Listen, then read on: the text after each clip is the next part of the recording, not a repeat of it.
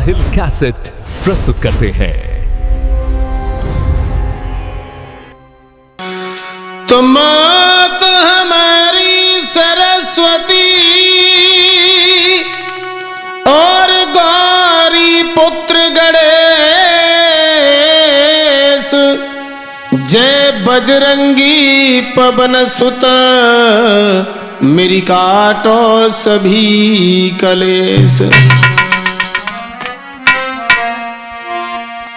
ऐसा क्या लत निराला है भगवान आपकी गोदी में।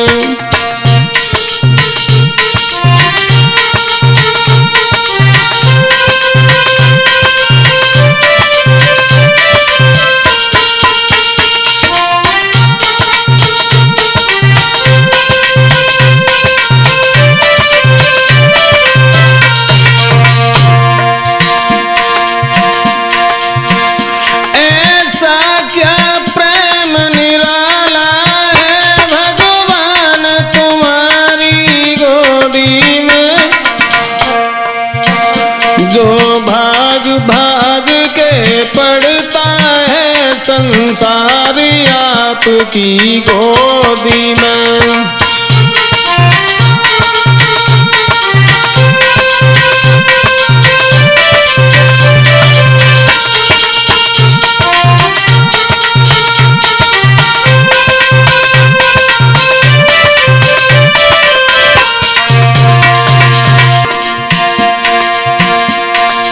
मन में तन में घर और आंगन में सभी जगह का जो भाव लेती थी, इधर और उधर यहाँ और वहाँ सभी जगह को एक साथ देख लेती थी।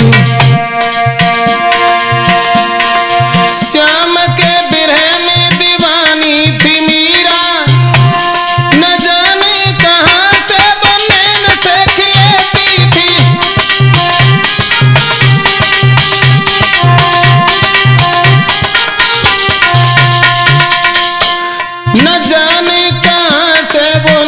सेख लेती थी।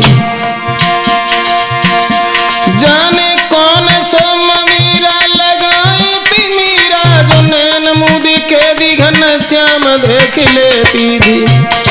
नैन मुदी के भी घन श्याम देख लेती थी। नैन मुदी के भी घन श्याम देख लेती थी।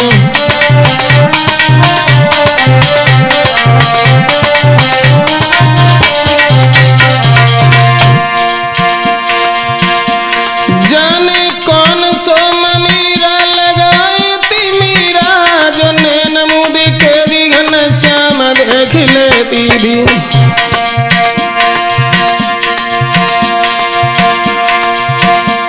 गर ऐसा दयालु है भगवन, दे दे गोदी में जगह हमको भी।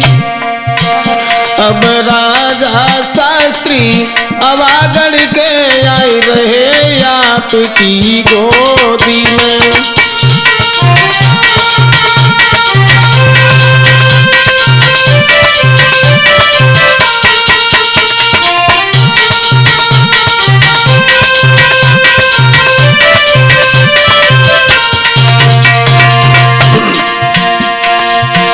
ऐसा क्या प्रेम निराला है भगवान तुम्हारी गोदी में, जो भाग भाग के पड़ता है संसार आपकी गोदी में।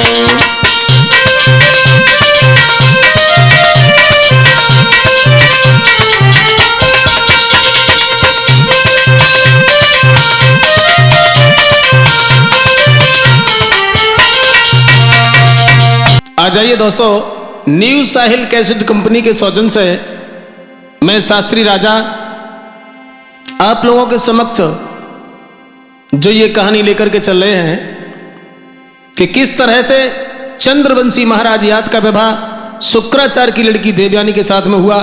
श्रोताओं, ब्रह्मा जी के अत्रि मुनि हुए और अत्रि मुनि के चंद्रमा, चंद्रमा के बुध, बुध के पुरोरवा और पुरोरवा के हुए आयु, आयु के महाराज नहुस हुए। नहुस जो थे एक चंद्रवंशी राजा थे। यशमेध यज्ञ करने के बाद में इन्होंने जब इंद्रासन पर कब्जा कर लिया, तो आ जाइए दोस्तों,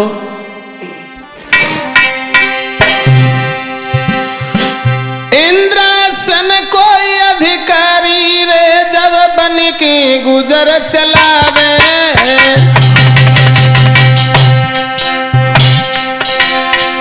लेकिन बुद्धि नीच की है, नीच मेरे ले जावे।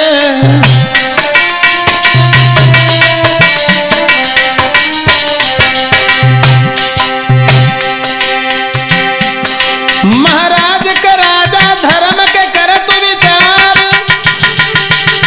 चंद्रवंशी राजा ने जब लयो इंद्र अधिकार। ओरे बंसी वाले श्याम नजरिया तेरी न्यारी है, ओरे मुरली वाले श्याम नजरिया तेरी न्यारी है।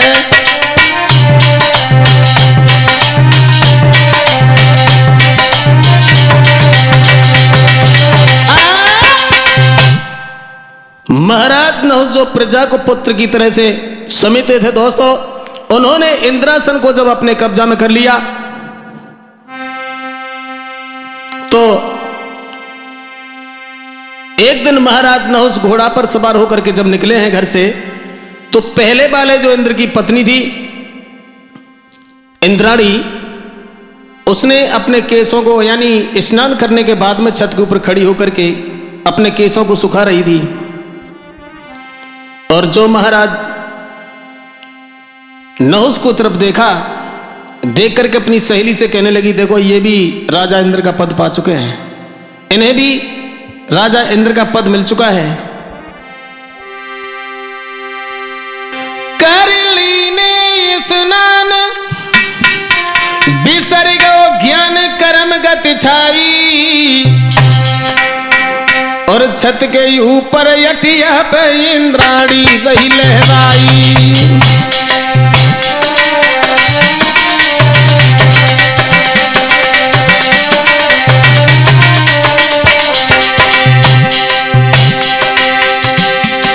और सुंदर बदन विशेष खोल के केस सुखाई रही भाई, सुखाई रही भाई। जस नभ में बिजली चमकी चमक रही जाई, अरे नभ में बिजली चमकी चमक रही जाई।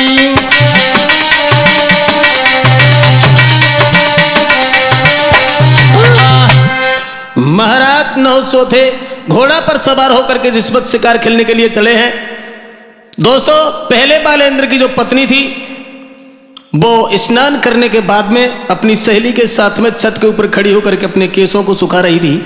सहेली से कहने लगी कि देखो ये भी राजा इंद्र का पद पा चुके हैं। उसी समय भक्तों, और राजा इंद्र की तो पत्नी थी अरविंद भैया, देखने में तो सुंदर आती है दीपक। अरे थी वो चंद्र बदन उजियारी,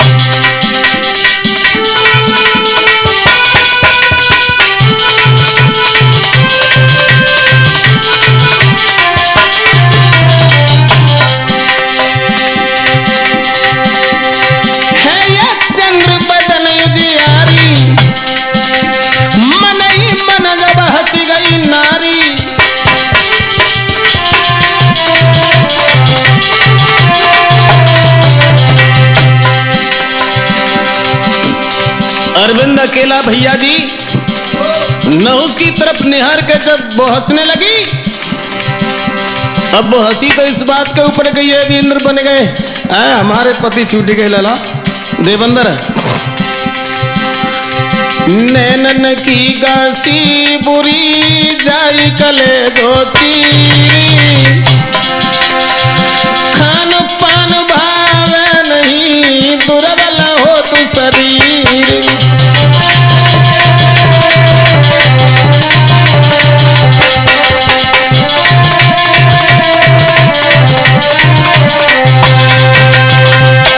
जब महाराज नहुस को देख करके इंद्राणी हंसने लगी, नहुस ने जब देखा तो बुद्धि में ये विचार गूंज गया, ये हमारी हंसी कर रही है। उन्होंने एक खत को लिखा और खत लिखने के बाद में पहले बालेंद्र की पत्नी के पास में भेजा और ये कहा कि तुम्हें रहना है तो हमारे शासन में, तुम्हें हमसे मिलना होगा। उसी समय भक्तों खत जब पहुंचा है पहले बालेंद्र की पत्नी के पास में, तो उसने खत को खोल करके पढ़ा और पढ़ने के बाद में उसने खत का जवाब लिखा। जब खत का जवाब लिखा, उसने ये लिखा खत में कि तुम्हें हमसे मिलना है, कोई बात नहीं है, लेकिन एक ब्राह्मणों के हाथ से हमारे लिए पलंग कस्बा जो हमारे घर में भिजवाओ, और हमसे मिलने के लिए जिस वक्त आप आओगे तो ब्राह्मणों की पालकी पर बैठ करके आओगे।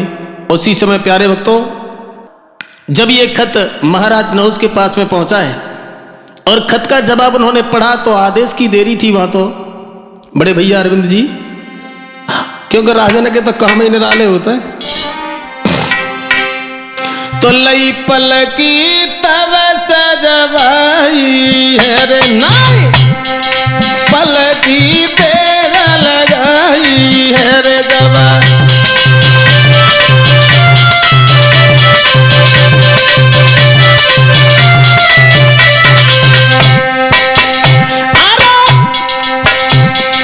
पलकी तुरंत सजवाई है नाई, पलकी तेरा लगाई है और बैठ गया रे हरसाई है, जाने चले वे की लाग लगाई है रे जवा।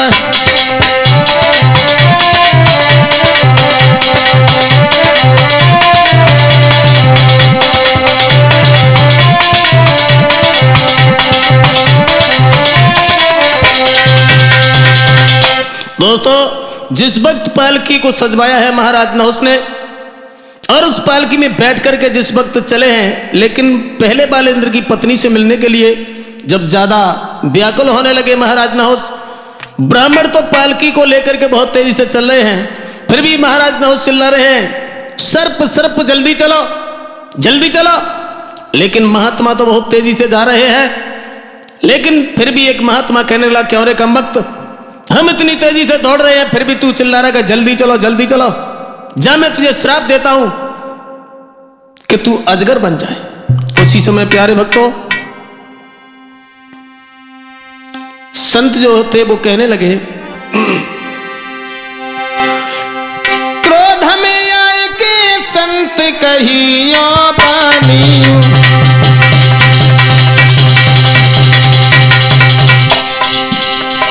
ब्राह्मण चले हैं फिर भी राजा नहुस के मुख से निकल रहा है कि संत संत जल्दी चलो, और संत की जगह पर सर्प निकल ली क्योंकि सरस्वती माता उनकी जिब्या पर बैठ गई।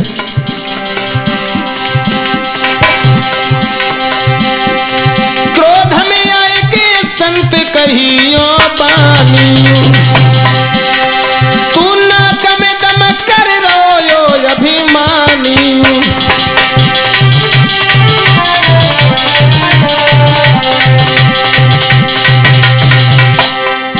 लेकिन ऐसा ही ना है देवेंद्र, महाराज बाद में यही होता है, पर नारी के अंजाम में दीपक, पर नारी के अंजाम में रोइया सुनाता है।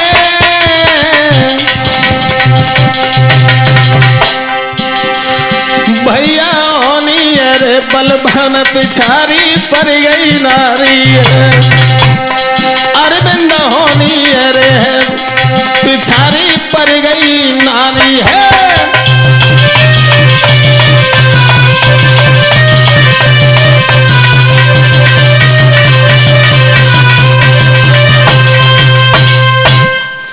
जिस वक्त महाराज नहुस सवार होकर के चले हैं भक्तों, ब्राह्मणों ने श्राप दे दिया जाओ तुम सर्प हो जाओ। उसी समय महाराज नहुस थे जो एक बहुत भारी अजगर का रूप धारण करने के बाद में श्राप को भोगने लगे हैं।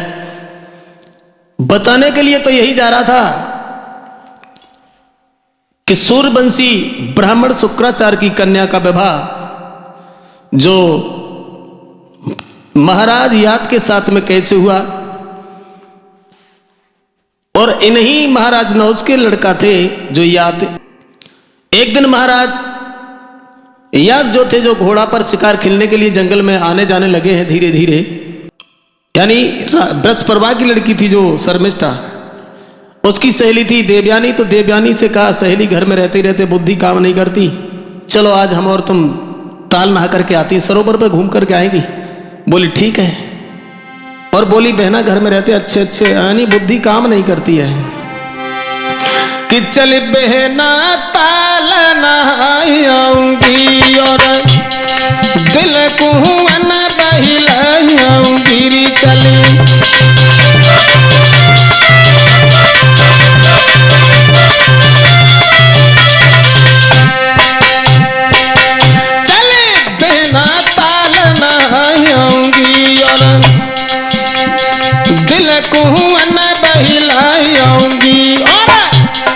बगिया की सैर घूम आऊंगी, फिर लौट संग में आऊंगी रे जबा।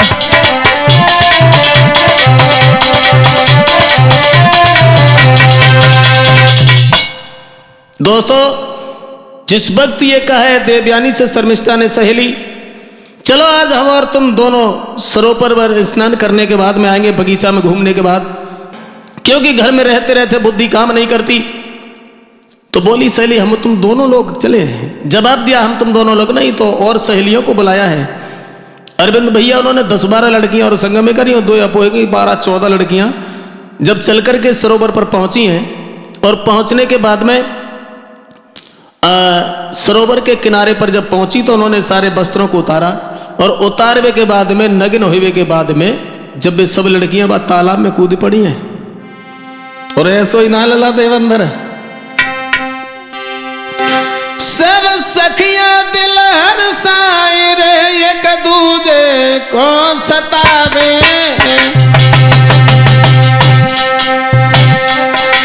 कछु खेल कूद और पानी में डूबक ले गिर रह जावे।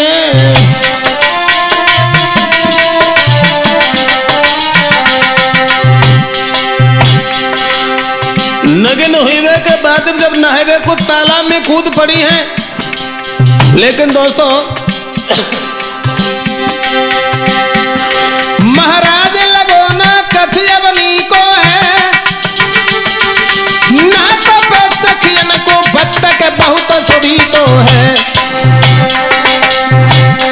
वीरन पार्वती ले संग के भोला वहां पे आए गए हैं, अब तो पार्वती ले संग के भोला वहां पे आए गए हैं।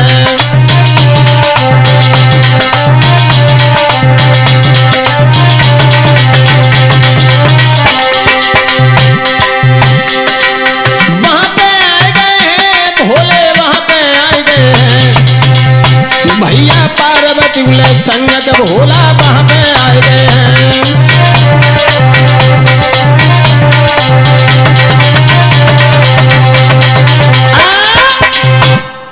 जिस वक्त लड़कियां नग्न हुए के बाद में जब उस सरोवर में स्नान करने लगी हैं, तो स्नान करते करते काफी वक्त बीत गया, और जो स्नान कर रही थी सभी लड़कियां, थोड़ी देर के बाद में एक लड़की की नजर पड़ी कि भगवान भूतनाथ जो है नांदिया पर सवार होकर के माता पार्वती को साथ में लेकर के चले आ रहे हैं। तो एक लड़की ने भाग करके कहा सहेलियों से चिल्ला करके कि देखो भोले बाबा आ रहे हैं, अब बाहर निकलो, अपने अपने वस्त्र पहनो, बड़े सनकी हैं भोलेनाथ। अगर अकाउ तरीका से जब बैठ गए तो एक बोली पानी में डुबकी लगाए जाएंगे, तो दूसरी बोली अगर बैठ गए तो कब तक डूबी रही तो मत जाई, तासे बढ़िया निकल के कपड़ा पहन लो। तो लड़कियों ने घबरा करके भाग करके वस्त्र अपने अपने पहने, लेकिन एक तरीक धोखे से, यानी जो शर्मिष्ठा के कपड़ा थे वो देवयानी ने पहन लिए, और देवयानी के कपड़ा शर्मिष्ठा ने पहन लिए। भगवान भूतनाथ जो थे वो तो निकल गए, निकल करके चले गए। बाद में जो शर्मिष्ठा ने देखा देवयानी की तरफ, कहने लगी ओ भागिन तूने मेरे वस्त्र क्यों पहने? कहने लगी सहेली धोखा से पिट गए, मैं उतारे दे रही हूं। उसी समय दोस्तों नए खून की लड़की थी नायर गोगो भैया, अब तो कई अपशब्द भी कहे देवयानी से शर्मिष्ठा ने, कहा तू एक भिखमंगा की लड़की है, कहा मैं राजा की। तेरा पिता हमारे दरवाजे पर कौआ और कुत्तों की तरह से बैठ करके अपनी भोजन करता है। जो देवयानी से ये कहा तो देवयानी को बर्दाश्त नहीं हुआ, कहने लगी ज्यादा बातें मत कर। शर्मिष्ठा जो थी राजा की लड़की थी, सो उसने आगे बढ़ करके देवयानी के गाल पर ताड़ सीधे चाटा दिया। वो भागिन, अब तो सब काम बंद है कि भैया, दूसरो खेल चालू है गोवा पे तालाब पर। अरे तना गुस्सा यति बढ़ी आई,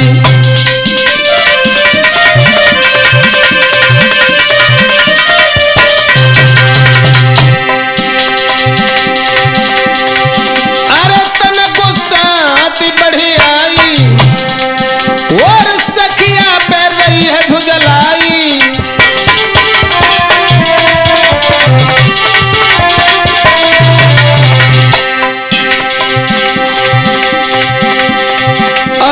भिखमंगा की जाई, अरे तेरी हिम्मत कहाँ बन आई।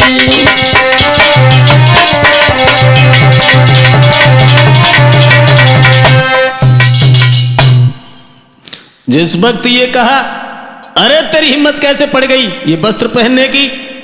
दोस्तों धीरे धीरे वक्त जिस वक्त ये कहा है उसने, कहने लगी सहेली धोखा सब पिट गए, मैं इन्हें उतार दूंगी। बोले नहीं। उसी समय ज्यादा झगड़ा आपस में होना शुरू हो गया। सहेलियों ने बहुत समझाया लेकिन वो काय को मानते हैं, राजा की लड़की। उसी समय भैया एक पीछे कुआं था और हाथ में हाथ पकड़ के कुआं की तरफ धकेलते चली गई।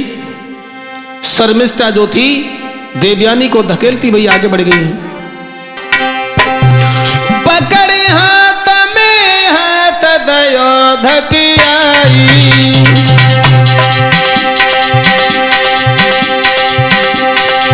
जब कुआं में धकेलती चली गई शर्मिष्ठा देवयानी को, पकड़ी हाथ में हाथ दयो धकियाई। पीछे देखो न कुआं के दो है गिराई।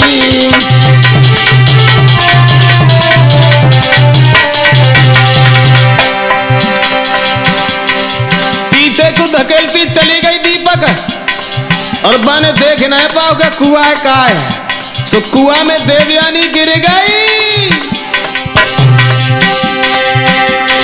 महाराज के सखियां सबई बतराई, कहा जवाब दियो बेटी, कहा जवाब दियो बेटी। सबर रहिए झुगलाई,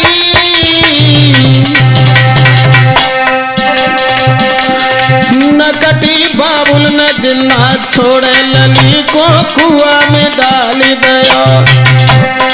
नकटी बबुला न जिन्ना छोड़े लली को कुआं में डाली दयो।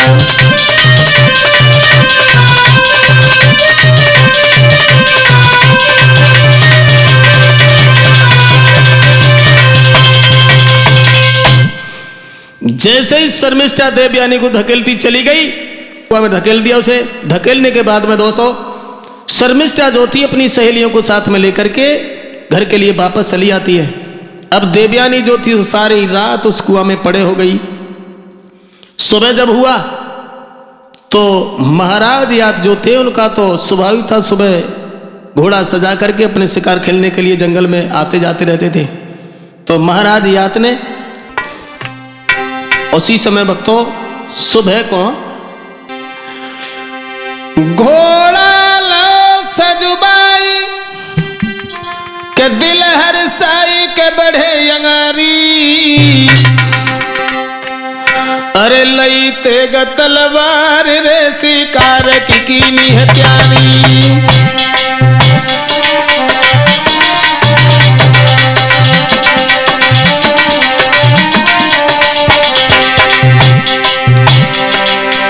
महाराज यात ने घोड़ा सजाया शिकार खेलने के लिए जिस वक्त जंगल की तरफ बढ़े हैं भक्तों,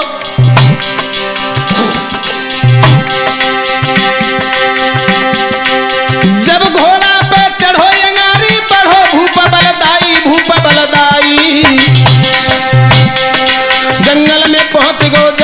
करी अबारी, जंगल में पहुंच के जाई न करी अबारी।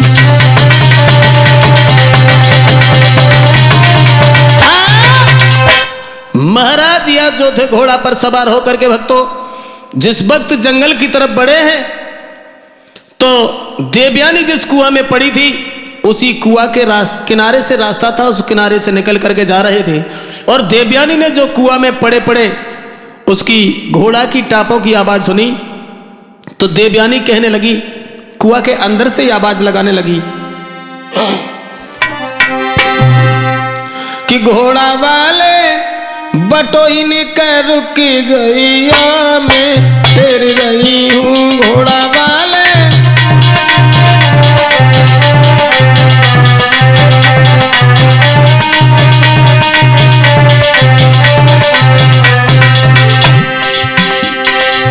देवयानी कुआं के अंदर से आवाज लगाने लगी दीपक, घोड़ा वाले बटोइन कर रुक गईया मैं तेरी रही हूँ घोड़ा वाले।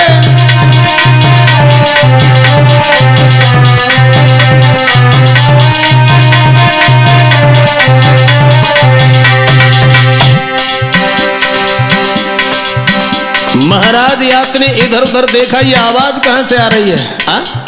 यहां तो कोई दिखाई नहीं देता। उसी समय जब राजा ने नजर रे घुमाई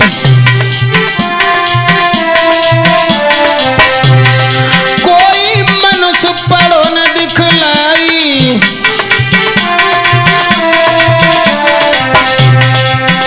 राजा ने पैर बढ़ायो हरन कर रुकी गई और घोड़ा वाले।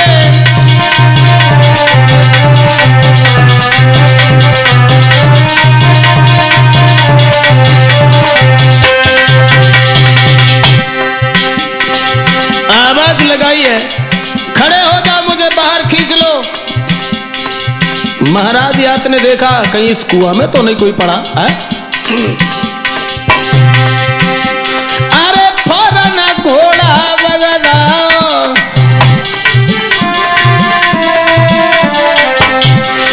पास कुआं के राजा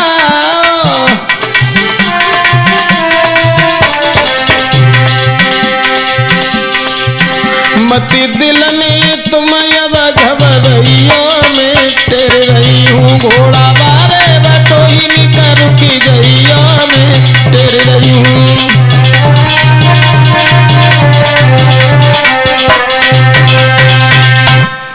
जो महाराज यात ने इधर उधर देखा, यहां तो कोई नजर नहीं आ रहा, देखा कहीं इस कुआं में तो नहीं कोई पड़ा।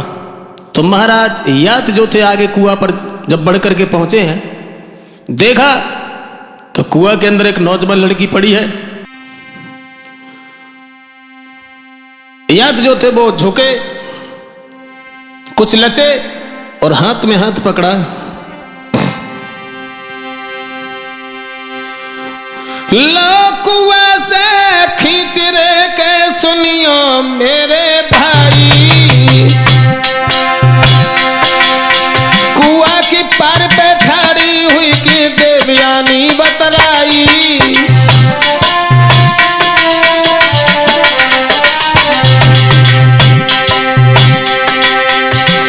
जब लड़की को बाहर खींचा है वक्तों तो वो लड़की जब बाहर निकाली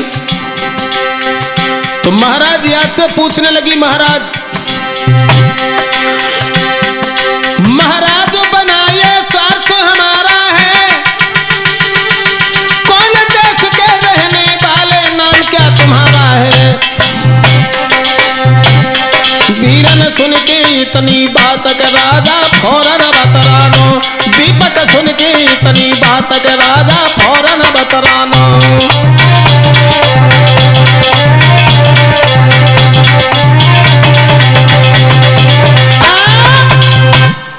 दोस्तों देवयानी को कुआं से जिस वक्त बाहर खींचा है, खींचने के बाद में महाराज याद कहने लगे तुम कौन हो और इस कुआं में कैसे गिर गई?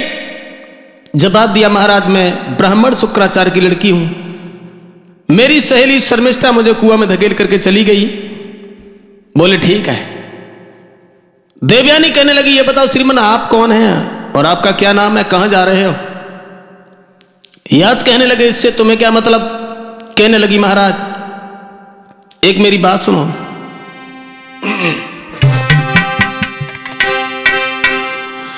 कुआं से हमें निकालो है, मेरी आंत में गही कलाई है।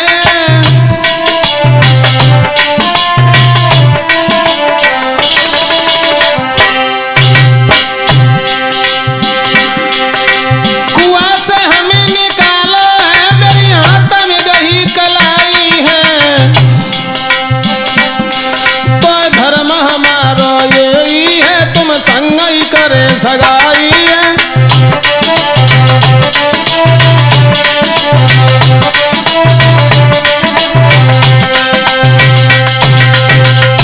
जवाब दिया, महाराज आपने हमारी जान बचाई है और तुमने कुआं से हमें बाहर निकाला है, तो मैं तुम्हें छोड़ करके कह जाऊं तुम मुझसे शादी कर लो।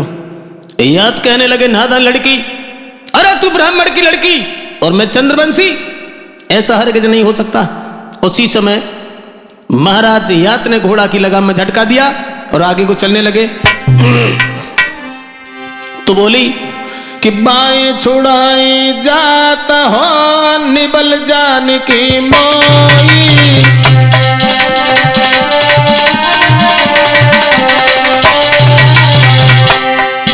कहने लगी, अरविंद बाएं छुड़ाई जात हो, निबल जान की मोई। दिल से जब कढ़ी जाओगे तब जानूंगी तो।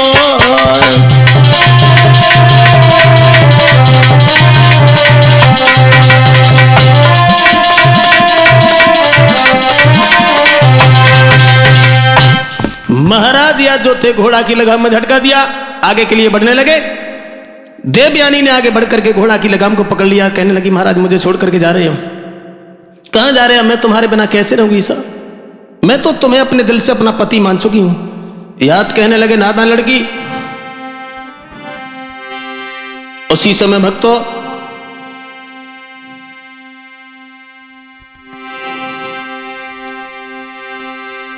जब देवयानी चली अपने घर के लिए, जब चली आती है दोस्तों, और महाराज या जो थे घोड़ा को लेकर के शिकार खेलने के लिए जंगल में बढ़ गए। और जब देवयानी घर पर पहुंची तो ब्राह्मण शुक्राचार्य ने पूछा, बेटी तुम सारी रात कहाँ रही? जब सारी कहानी कह सुनाई है, कहने लगी, पिताजी तुम्हारे शिष्य बृहस्पति की लड़की मुझे अंधे कुआं में धकेल करके चली आई, सारी रात में कुआं में पड़ी रही। उसी समय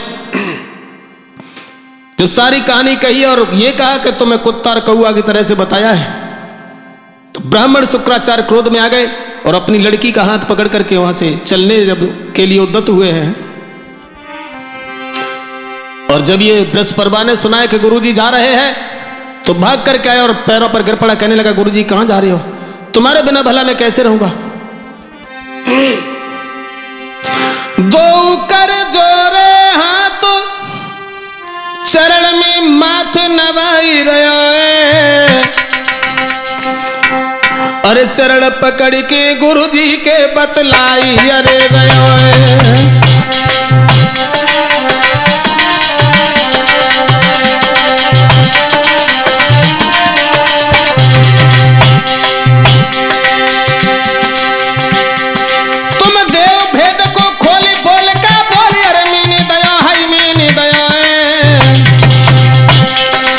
शुक्राचार्य ने क्रोध में आए कि बचन हरे कयो है।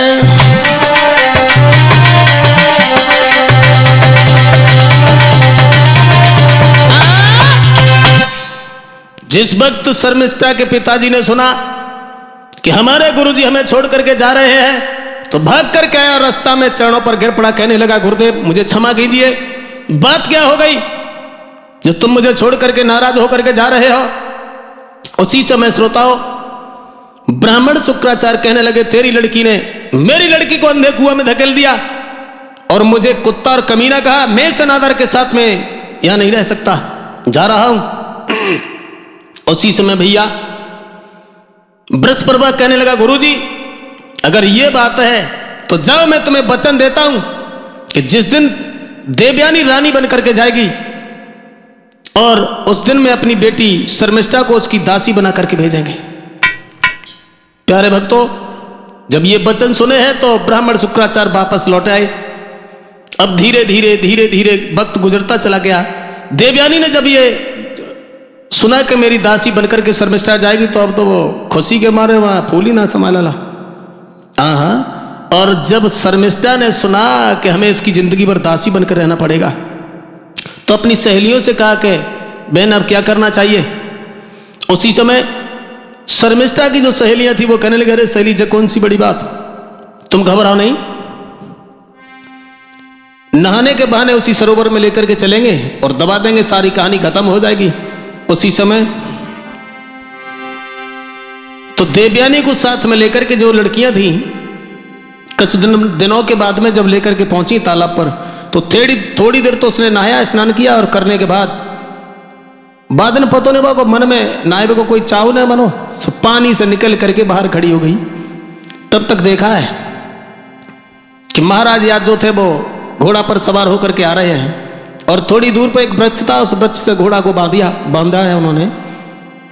तो देवयानी भाग करके महाराज याद के पास में पहुंची, कहने लगी तुम्हें मेरे पिताजी ने बुलाया है, तुम्हें मेरे पिताजी ने बुलाया है। याद कहने लगे तुम्हारे पिताजी ने बुलाया तो हम जरूर चलेंगे। उसी समय जब चल करके पहुंचे महाराज ब्राह्मण शुक्राचार्य के करीब तो दोनों को आता निहार करके शुक्राचार्य कहने लगे ये कौन है। जवाब दिया पिताजी इन्होंने तो मुझे कुआं से बाहर खींचा था, अन्यथा मैं तुम्हें जीवित नहीं मिलती। उसी समय समझ गए कछु दिल में और विचारी, शुक्राचार्य उन दोनों के विचार समझ गए, अपनी लली से गिराई उचारी। शुक्राचार्य अपनी बेटी से बोले दीपक मेरी लली देखवे में कुमर जो ये तो है, इतनी देव समझाई, हाँ इतनी देव समझाई, लला को स्वभाव कैसो है। अरविंद बिटिया नीचे नवाई गई, नारी बात जाने सब ही बतवाई, लली जब नीचे नवाई गई, मूढ़ बात जाने सब ही बतवाई।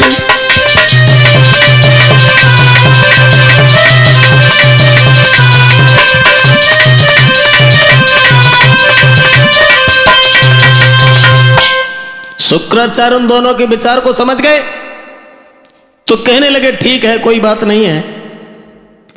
जवाब दिया बेटा, याद से कहा शुक्राचार्य ने, लाला एक बात हम आपसे कहना चाहते हैं। बोले क्या? ये बताओ हमारी बेटी जो है देवयानी ये तुम्हें कैसी लगती है? जवाब दिया महाराज बढ़िया है, ठीक है, लेकिन कबो ज्यादा हट कट जाए तो बात नहीं मानती किसी की। बोले ठीक। देवयानी से पूछा ये लड़का कैसा है? तो देवयानी जो थी वो नीचे को गर्दन कर गई शर्म की वजह से। उसी समय याद से जिस वक्त महाराज शुक्राचार्य ने ये कहा बेटा मैं अपनी बेटी का हाथ तुम्हारे हाथ में देना चाहते हैं, तुम्हारी क्या राय है? याद कहने लगे अगर ये बात है तो कोई बात नहीं, मुझे मंजूर है। उसी समय देवयानी का विवाह शुक्राचार्य ने बड़े हंसी खुशी के साथ में महाराज याद के साथ में किया है। और विवाह करने के बाद अब देवयानी जो थी वो रानी बन करके चली और शर्मिष्ठा जो थी दीपक वो दासी बन के चली।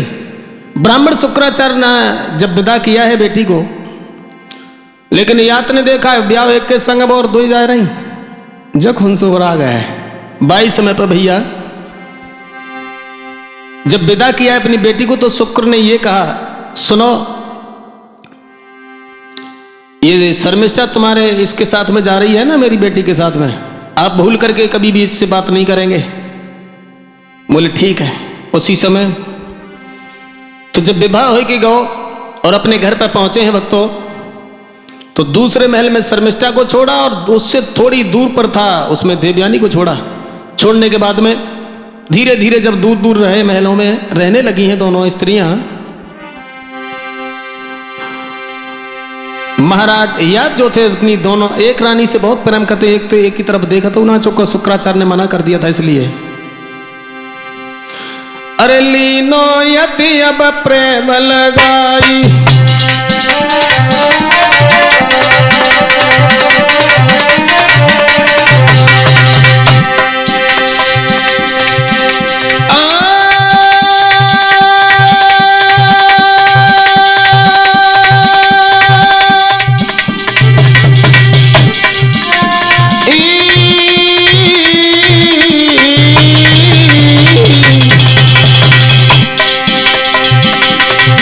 देवयानी की जो सौते अति शर्मिष्ठा एक दिन राजा से बोली, महाराज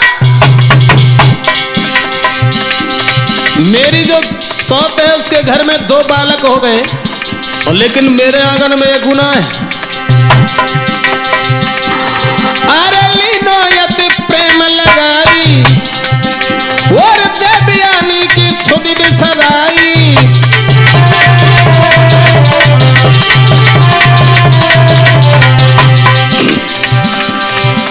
जब महाराज या शर्मिष्ठा के चक्कर में फंस गए और का बोली, महाराज ये बताओ हमारी जो सौत है देवयानी उसके घर में 2 लड़का है और हमारे तो कोई ना है। तो याद कहने लगे मैं तुमसे बात नहीं करेंगे। बोली बात नहीं करो, एक बात का जवाब देते जा। बोले क्या? ये बताओ हमें जो दूल्हा को दहेज में चीज मिलती है उस पर किसका अधिकार होता है? बोले दूल्हे का। बोली महाराज मैं भी तो दहेज में आई हूं, आप हमसे बात नहीं करते हो। उसी समय दीपक फंस गए राजा या चक्कर में, दिल में सोच रही जाए नारी की खातरी महाराजा ने अपनी रानी के दई भुलाई।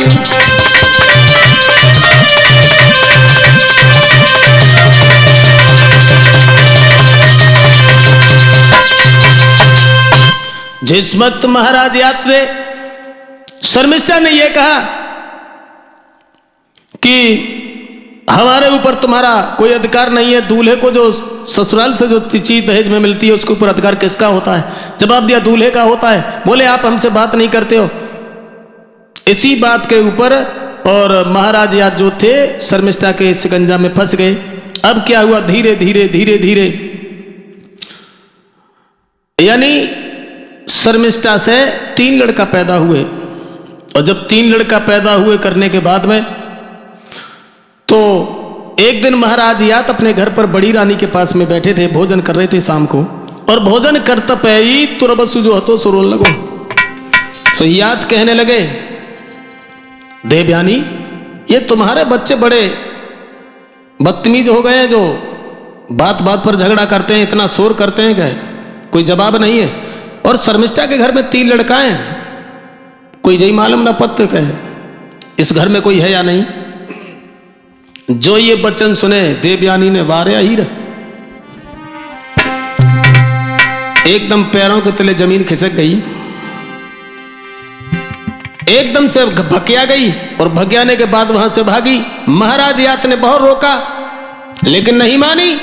लेकिन याद रखना देवंदर, चोट खाई भाई नागिन और धोखा खाई भाई औरत को भगवान ना मना सकता। हाँ सोचने लगी बारह ही रे कि अही से बुरो, यानी अही कहते हैं सर्प को और अहिर तो बुरो है सो है ही, कि अही अहिर दोनों बुरे यही से बुरो अहिर। कैसे? अही अहिर दोनों बुरे यही से बुरो अहिर।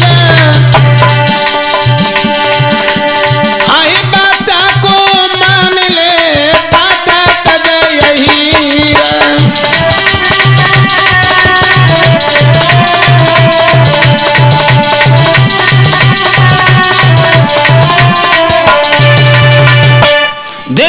सोचने लगी बारह ही, मैं नहीं जान समझ पाई तुझे, तू तो सर्प है सो वो तो बुरा है ही, लेकिन तू सांप से बुरा है।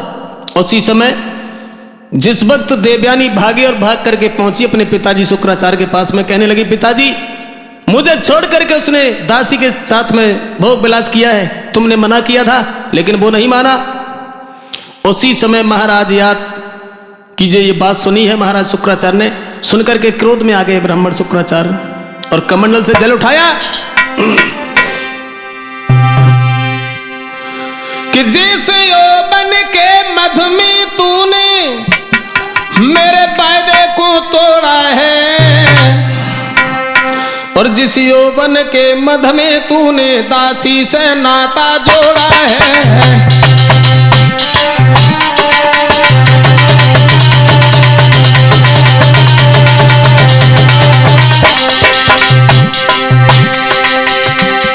मैं कहता हूं इस यौवन को तेरा ही मद ये खा जाए, रह जाए न रत की शक्त तुझे याद ही बुढ़ापा याद आए।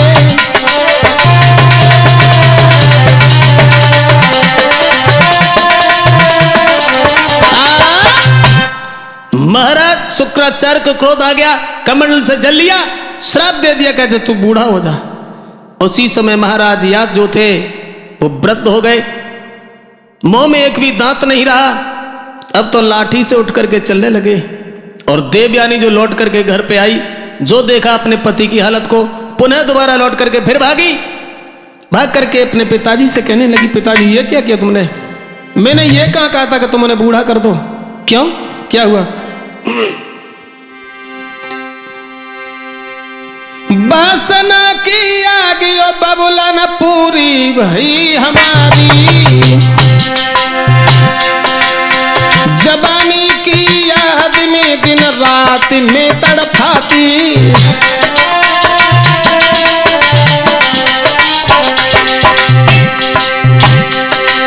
कहने लगी पिताजी मैंने तुमसे ये कहा था कि तुम मेरे पति को बूढ़ा कर दो, क्योंकि अभी तो मैं जवान हूं ना। हाँ, उसी समय कहने लगे नादा लड़की श्राप कभी बेमुख नहीं जाता है, लेकिन एक बात है। बोले क्या, अपने पति को बुला। महाराज भूप को पास बुलाया है, बड़े प्यार से शुक्राचार्य ने फिर समझाया है। राजा बड़े जोर के तब राजा ने यज्ञ रचाया है, भैया बड़े जोर के तब राजा ने यज्ञ रचाया है।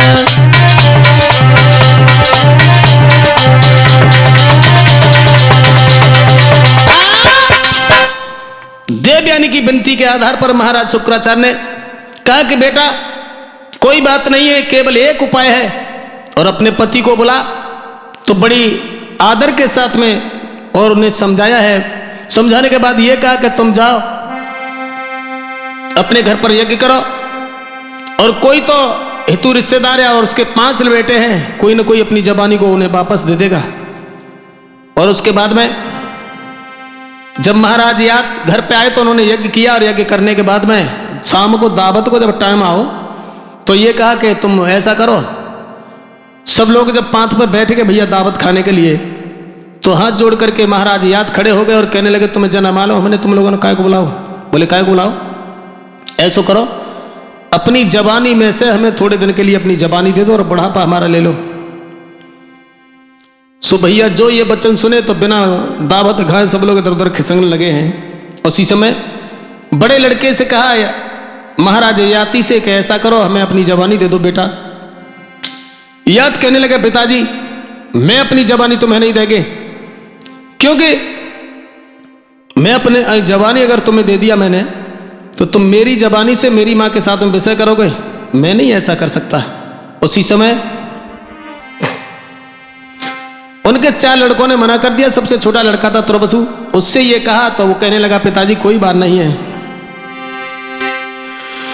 गोद में लेके कही लला मोई सही दिए बतलाई, और लेके बुढ़ापा बेटा के यो बन को दिए गाई।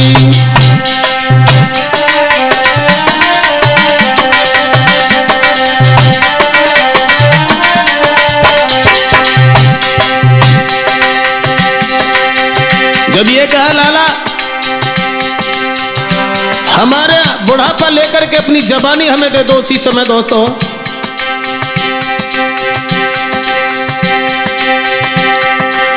कहीं राजा भ्रात करो या तो प्यारे सभा के भाई तब हाथ जोड़ के पूर्ण गिरा सुनाई, अरे हाथ जोड़ के पूर्ण गिरा सुनाई।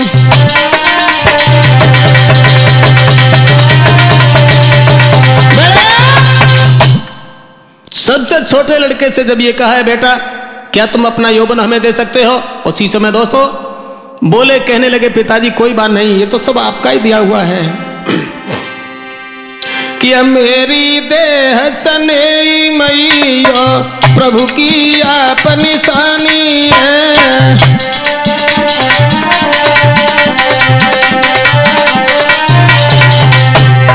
बोला यह मेरी देह सने मई प्रभु की आप निशानी है, और आपस मिली लड़कपन है और तुम ही से मिली जवानी है।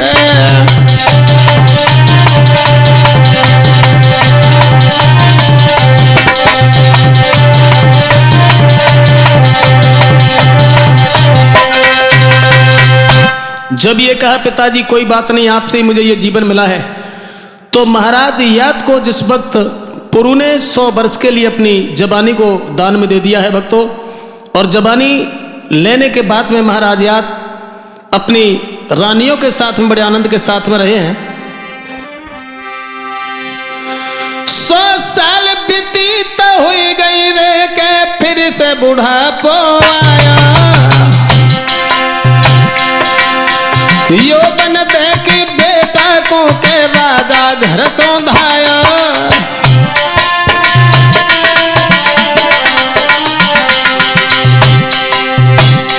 100 साल व्यतीत करने के बाद में महाराज यात ने पुनः अपने बच्चे को अपनी जवानी को उसकी लौटाया है, और बुढ़ापा लेने के बाद जंगल में भगवान का भजन करने के लिए जब चला है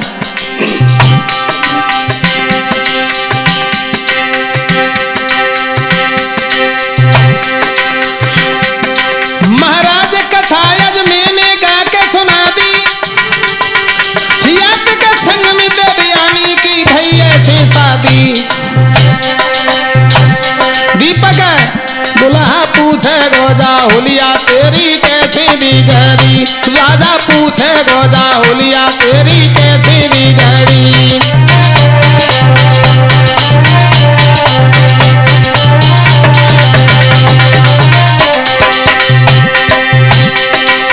कैसी बिगड़ी साफ बतलाए दे गुजरी, राजा पूछे गोजा होलिया तेरी कैसी बिगड़ी।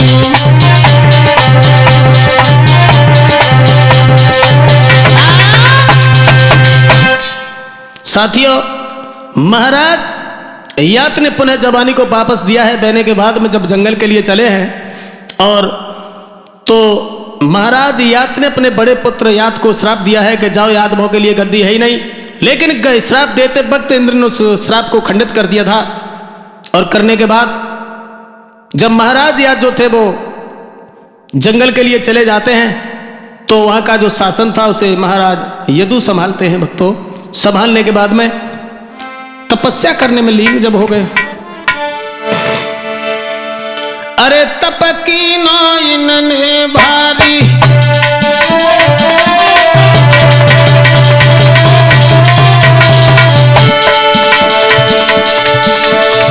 अरे तप की नाइन ने भारी और संग में देवयानी नारी।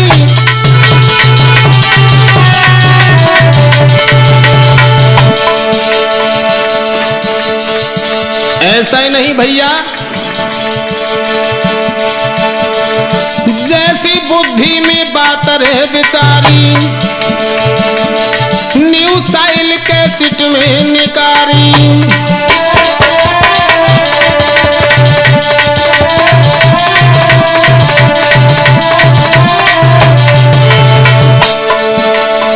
और जो हमारे हमारा प्रोग्राम आप लोगों तक पहुंच रहा है। मैं राजा शास्त्री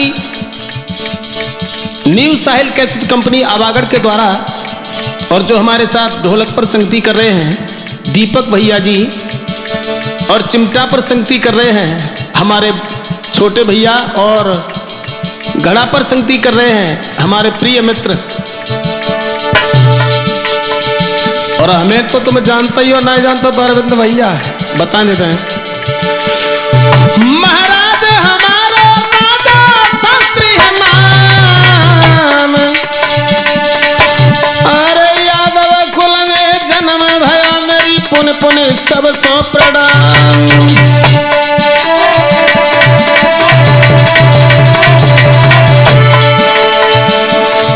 लीलार की गाते हैं रे, कथा यूनार की गाते हैं, और डिस्ट्रिक्ट फिरोजाबाद विलेज करारा में रहते हैं।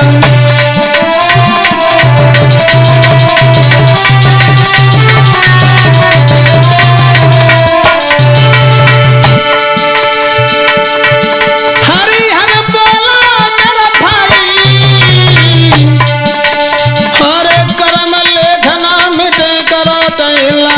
चतुराई